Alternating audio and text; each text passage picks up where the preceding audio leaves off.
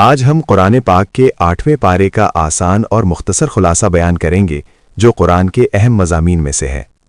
اس پارے میں 2 حصے ہیں۔ پہلا حصہ سورہ انعام کا بقیہ حصہ اور دوسرا حصہ سورہ اعراف کا ابتدائی حصہ۔ سورہ انعام، اس حصے میں 4 اہم باتیں بیان ہوئی ہیں۔ رسول صلی اللہ علیہ وسلم کو تسلی۔ اللہ تعالیٰ اپنے محبوب نبی محمد کو تسلی دیتے ہیں کہ کفار ضدی ہیں، یہ بار بار معجزات مانگتے ہیں، مگر اگر مردے بھی ان سے بات کریں تب بھی ایمان نہیں لائیں گے۔ قرآن خود سب سے بڑا معجزہ ہے۔ مشرکین کی 4 بڑی حماقتیں: اللہ کے نام اور بتوں کے بام پر الگ حصے نکالنا، بیٹیوں کو غربت کے خوف سے قتل کرنا، چوپایوں کے خود ساختہ حلال و حرام بنانا، جانور کے بچے کو عورتوں پر حرام سمجھنا۔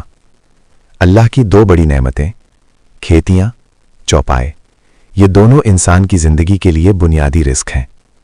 اللہ کی 10 عظیم وصیتیں: شرک نہ کرو، والدین سے حسن سلوک، اولاد کو قتل نہ کرو، بے حیائی سے بچو، ناحق قتل نہ کرو، یتیم کا مال نہ کھاؤ، ناپ تول پورا رکھو، انصاف کی بات کرو، اللہ کا عہد پورا کرو، سیدھے راستے پر چلو۔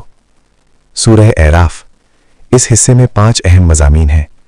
اللہ کی عظیم نعمتیں، قرآن کریم، زمین میں اختیار، انسان کی تخلیق، فرشتوں کا آدم کو سجدہ، 4 مرتبہ یا بنی آدم کی ندا، اللہ تعالیٰ نے انسان کو 4 مرتبہ پکارا، لباس کا حکم دیا اور ننگے طواف کی رسم کو باطل قرار دیا، اور آخر میں رسول کی پیروی کا حکم دیا۔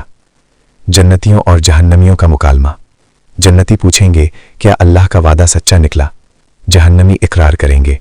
وہ پانی اور کھانے کی درخواست کریں گے مگر انہیں نہیں ملے گا۔